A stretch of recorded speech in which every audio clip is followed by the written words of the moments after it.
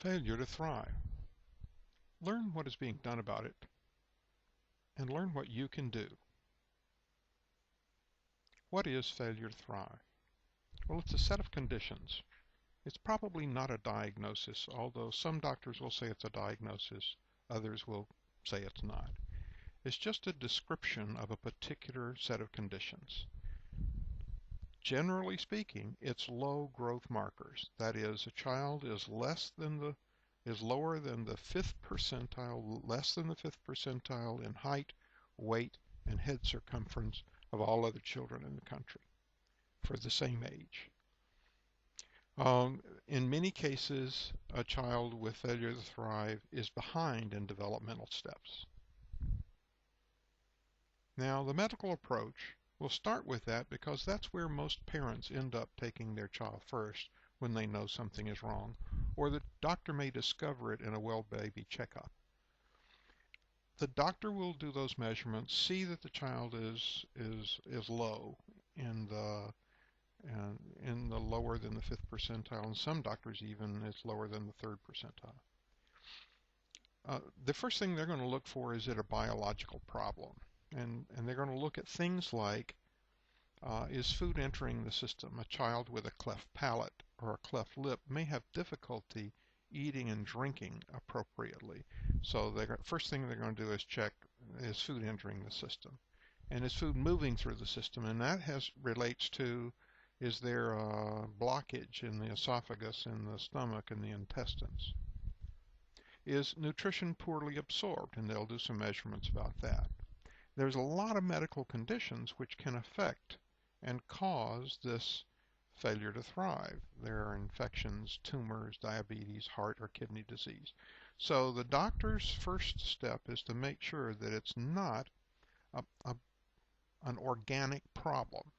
Now, an organic failure to thrive is sort of failure to thrive medical, is that it's some kind of physical medical problem, and the doctor will be able to deal with that. And that usually just has the simple failure to thrive FTT designation. The non-organic failure to thrive is when it's a non-medical problem, when the doctor doesn't have something that the doctor can prescribe to do. And that's NO-FTT for non-organic failure to thrive. Now, the psychosocial approach is that you have to look and see, does the child have access to food? Is there food available?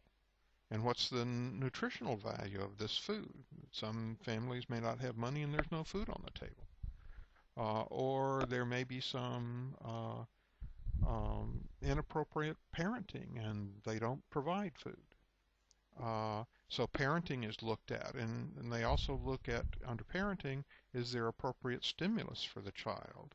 Is there abuse for the child? Is that affecting the child's ability to take in and obtain nutrition from food? And also there's another piece about the emotional state of the child. Some children, because of psychological interactions, are rejecting food. They won't eat, or they'll eat and throw up, and it's not a physical problem, it's more of an emotional problem. So now the sensitivities and intolerances approach is a relatively new area. And what we're discovering is that many children are sensitive, and they have defensive reactions to some things in their environment. It could be food, it could be laundry detergents, it could be a type of cloth, it could be plastics. Each child has a menu of things, and these children who have failure to thrive have a tendency to be hypersensitive, and so you need to find out all of these defensive reactions, because some of those defensive reactions working together shuts down the developmental process, and that ends up causing failure to thrive. Now, in the medical intervention area, they just fix the medical problem.